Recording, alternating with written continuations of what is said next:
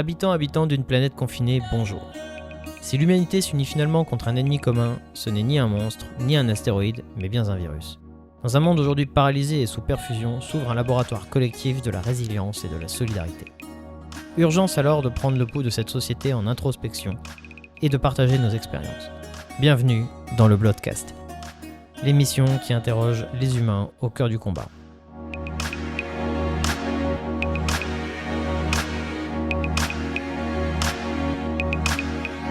Cette émission n'est ni une ordonnance, ni un protocole, il s'agit simplement de donner la parole aux personnes qui m'entourent, qu'elles soient issues du milieu médical, paramédical ou encore de bien d'autres horizons. Bonjour à tous et bienvenue dans le Bloodcast. Aujourd'hui, j'ai le plaisir de recevoir Quentin. Quentin est aide-soignant en réanimation depuis une douzaine d'années et travaille au déchocage médical. Quentin va nous parler de son expérience et de son ressenti en tant que professionnel de santé dans le contexte de la crise actuelle. Il a été par ailleurs, lui et son club de supporters, porteur d'une initiative particulièrement intéressante. Aujourd'hui, nous sommes là pour dévoiler son projet, un projet qui a été à l'initiative et salué par l'ensemble du personnel soignant dans la région Nord. Quentin, bonjour. Bonjour, enchanté. Quentin, est-ce que tu peux aujourd'hui me parler de toi, me dire qui tu es et quel est ton rôle en tant qu'aide-soignant aujourd'hui ? Alors, je suis Quentin, 35 ans, marié, un enfant. Aide-soignant depuis 2007. Depuis 2008 en réanimation. Très bien. J'ai commencé direct à Calmette, donc l'équivalent du déchocage maintenant, mais qui était à Calmette à l'époque. D'accord. Est-ce que tu peux nous définir un petit peu le métier ? Parce que je pense que c'est un peu obscur pour les gens qui ne connaissent pas le métier de la santé, ce que c'est qu'un aide-soignant. Alors, un aide-soignant, c'est ma façon de voir mon métier, c'est d'aider la personne dans les gestes qu'elle ne peut plus accomplir au moment où elle est hospitalisée. D'accord. Mais je dirais aussi qu'en réanimation, les métiers d'aide-soignant, il y a quelque chose de plus, c'est vraiment d'aider l'infirmier. D'accord, ouais, t'es un support aussi. L'impression que j'ai de ce métier et que je veux faire en plus. Vraiment aider le binôme aide-soignant-infirmier.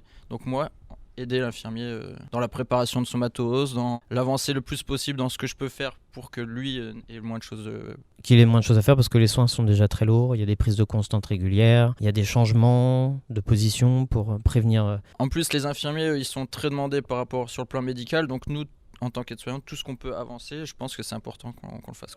Ok, Quentin, si on t'interviewe aujourd'hui, c'est parce que tu sais qu'on vit un moment qui est un petit peu particulier, on fait face à cette épidémie. Toi, en tant que soignant, tu es en première ligne parce que tu es au plus près du patient pour les soins, pour les changer, les tourner, les laver, faire des choses tellement élémentaires mais qu'ils ne peuvent plus faire parce qu'ils sont dans une forme de pathologie qui est extrêmement grave. Moi, je voulais t'interroger aujourd'hui sur ta façon de travailler. Est-ce que cet épisode, tu dirais que ça a changé fondamentalement la conception du soin et toi ta façon de travailler? Au début, ouais, ça a quand même pas mal changé ma conception du soin parce qu'on nous a dit qu'on était en guerre, tout ça. Et donc j'avais l'impression qu'on devait faire nos soins vite et pas forcément bien, quoi. C'est l'impression que j'avais.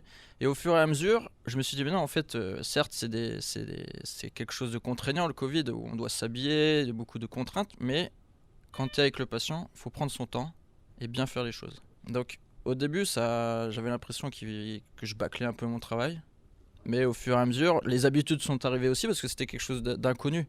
Donc on devait un peu improviser.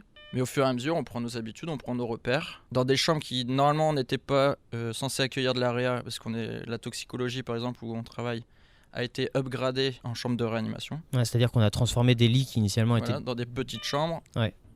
Et donc, donc ça complique forcément les soins, l'intendance. Mais au fur et à mesure des semaines, des jours et des semaines, on prend nos habitudes et puis ça s'est bien passé. Je pense que ça s'est bien passé. Ouais. Toi, est-ce que quand tu es face à ça, est-ce qu'aujourd'hui tu as eu une sensation de peur ou de choses comme ça? De peur, non.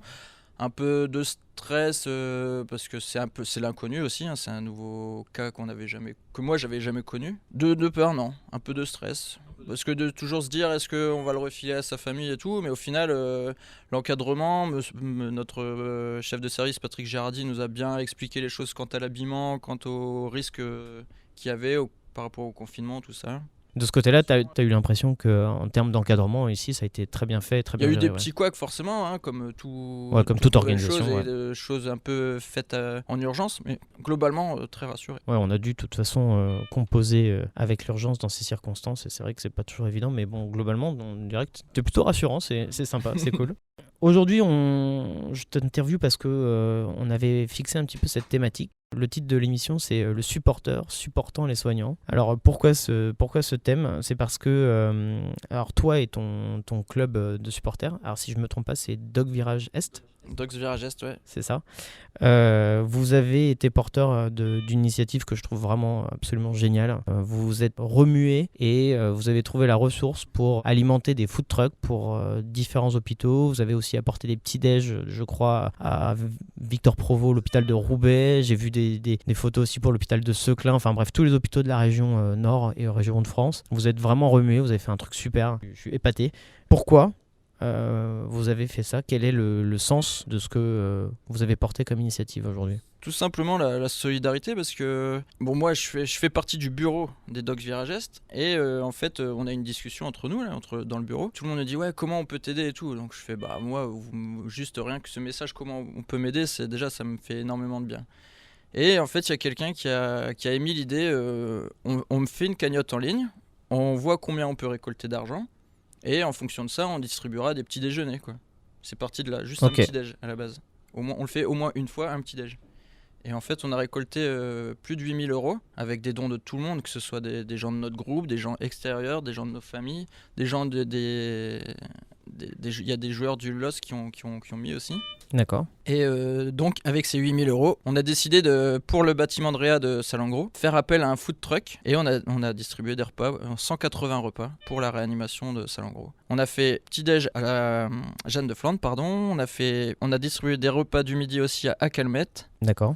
Des petits déj à Seclin, dans différentes casernes de pompiers aussi, parce qu'il n'y a pas que le paramédical, il y a les pompiers qui sont également en première ligne. Tout à fait. À la crèche du CHR, on a déposé des fruits. Puis voilà. À l'hôpital Ouascal, on a fait appel à une pizzeria de Waterloo pour leur distribuer de... En plus, c'est bien parce que vous utilisez des acteurs économiques locaux. Donc. C'est important aussi de faire marcher un peu l'économie. D'ailleurs, le food truck voulait le faire gratuitement, bénévolement, cette distribution de repas, et on lui a dit non, faut que toi aussi tu puisses vivre de ça. Ouais, tu peux le nommer dans cette émission, on a le droit aussi de faire un peu de pub. Je me souviens plus de...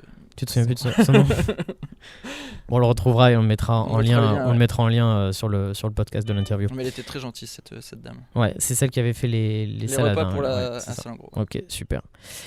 Écoute, c'est un super projet. Par ailleurs, du coup, il y a une question qui découle de ça, c'est d'où te vient ta passion pour le foot et le supporting? Quand j'étais gamin, j'ai vu un match de foot avec Bernard Lama, un gardien de but... Et puis le voir sauter partout, ça m'a dit tiens, je vais faire ça. C'est parti de là. Et puis forcément, je suis du Nord, donc je supporte Lille. Je suis de Lille, donc je supporte Lille. Si t'avais été de Lens, t'aurais été supporter de Lens, ouais. J'en sais rien. J'ai été au stade d'abord avec mon père, et puis forcément, quand tu vas au stade, t'entends des gens chanter, un groupe de gars chanter, donc tu dis ça t'intrigue un peu. Donc j'ai été voir dans ce virage ce qui se passait, et puis c'était génial. C'est devenu une famille, carrément des amis, une famille. Ma femme m'accompagne au stade aussi. Elle fait partie intégrante de ce groupe de supporters. Donc voilà quoi. C'est tatoué sur ma peau et ça restera à vie.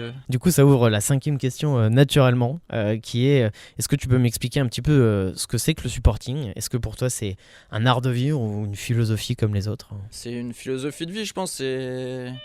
Ça fait partie intégrante de ma vie. À un moment, ça l'était trop, je pense. Ça a empiété un peu sur ta vie perso, ouais. Donc non, c'est une philosophie de vie. Je fais certains déplacements. À un moment, j'en faisais beaucoup là depuis la naissance de mon fils. Forcément, j'en fais un peu moins, mais c'est une ouverture vers les autres aussi. Et puis, voilà. Ok. Est-ce que tu trouves un lien entre ton travail et ta passion?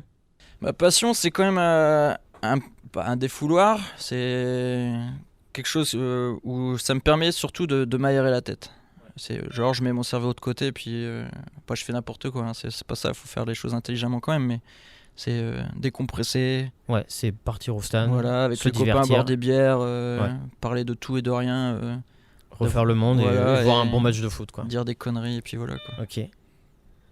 Et parce que je pense que le Quentin du stade n'est pas le même que et heureusement, ouais, heureusement pas le même que Quentin au boulot. Quentin, merci pour cette interview. Déjà, tu m'as un petit peu éclairé sur ce que c'est que le supporting et cet art de vivre. Moi, en tout cas, je tiens vraiment à féliciter les supporters du Dog Virage Est pour l'initiative portée, parce que c'est encore une belle preuve que dans le foot, Il y a des gens qui ont un esprit éclairé et solidaire, et ça c'est vraiment beau. Je tiens à souligner et vraiment à les remercier personnellement quand ils écouteront ce podcast, parce que moi je me suis régalé avec la petite salade du food truck, et puis à l'occasion j'irai bien voir un match de Lille, parce que maintenant il faut que je sois supporter lillois. Hein. Étant donné que je viens de Paris, maintenant j'ai un peu lâché l'affaire. Je vais pas me faire que des copains sur la fin de cette interview. Quentin, tu connais le principe de cette émission, il y a une petite conclusion autour de questions cash. Au niveau des questions cash, je vais te poser 4 questions, l'idée c'est de répondre le plus rapidement possible et puis de me dire ce que tu en penses. Alors la première, quels est selon ton expérience les éléments positifs qui ressortiront de cette crise ? La mise en avant du métier d'infirmier et d'aide-soignant et des paramédicaux et médicaux au grand monde. Au grand public. Au grand public, ouais. T'avais l'impression que c'était encore un peu obscur, quoi. Ouais, un peu mis à l'écart. On est un maillon de la chaîne, je pense. Ouais, un maillon essentiel. Et c'est important de le souligner. Deuxième question, comment tu fais du sport confiné ? J'ai la chance d'avoir un pâté de maison assez grand, donc je cours un petit peu. Ok. En dehors du sport, c'est quoi ta technique de décompression pendant le confinement ? La musique. La musique ? Je suis un très grand consommateur de musique rock, du rock en général, parce que ça va du métal à la chanson française, mais beaucoup de musique. Ouais. Ok, et du coup la 4e question, naturellement, c'est est-ce que tu pourrais me recommander ou me donner un titre, une musique ou un artiste qui décrit bien la situation actuelle ? Renaud, toujours debout. Excellent choix. Écoute Quentin, merci beaucoup pour cette interview, c'était un vrai plaisir de te recevoir aujourd'hui, comme d'habitude. À bientôt, on se retrouve tous les lundis, même jour, même heure. À plus sur le Bloodcast. On espère que vous avez apprécié cette interview et le format de ce podcast. N'hésitez pas à partager et à commenter. Vous pouvez nous écrire à l'adresse suivante, lebloodcast@gmail.com et nous retrouver sur YouTube, Twitter, Facebook et encore Instagram. Nous, on se retrouve pour le prochain épisode du Bloodcast la semaine prochaine, même jour, même heure, sans faute.